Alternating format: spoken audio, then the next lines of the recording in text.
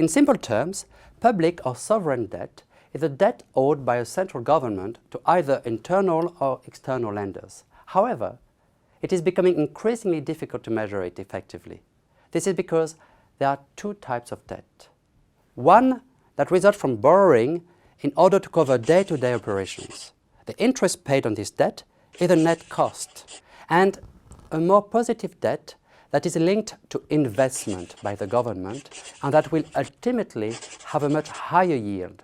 This has a positive net benefit. We talk of budget or fiscal deficit when the government spends more per year than its income, so that it has to borrow to cover the difference. For this reason, the European Commission issued on January 13th a so-called clarification concerning the type of investment that they will disregard when assessing a country's deficit.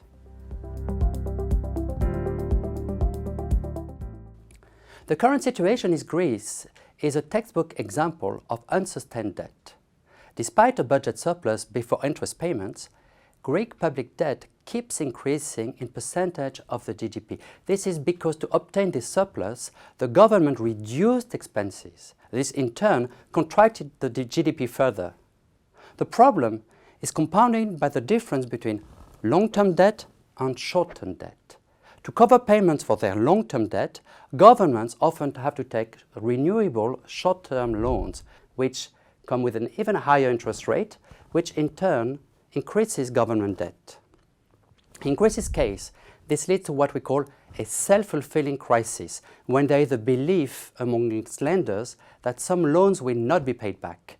They will only be willing to lend to the government over the short term and at a punishingly high interest rates. And even as international agents like the IMF or the European Commission step in to say that they are going to help to ensure loans will be repaid, it can be very difficult to change that overarching belief. In economics, this is what we call inertia. The impact is not immediate because agents do not react instantly to new information. Instead, they hold on to their old ideas for a certain amount of time so that the effectiveness of the policy intervention is reduced.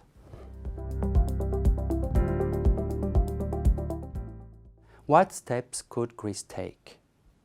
Should part of Greece's debt be redeemed? This is what happened for Germany, for instance, in 1953, through a twist with exchange rates. But today, many of the stronger European economies feel an example needs to be made. This is a concept of moral hazard. Should Greece leave the Eurozone and devaluate its currency? In the case of Greece, whose debt is currently dominated in euros, a successful devaluation would require that its European partners agree to convert some of the debt in a form of Greek euros prior to the exit. It's exactly the same as asking them to forgo their loans. Should Europe pool all their debt together and offer one interest rate? This is likely the best option, but one that doesn't appeal much to countries who currently enjoy low interest rates or are close to fiscal surpluses. However, Europe will eventually have to find a solution to control Greek debt. This means that all will have to lose a bit so that the Greek economy does not collapse and everybody loses a lot.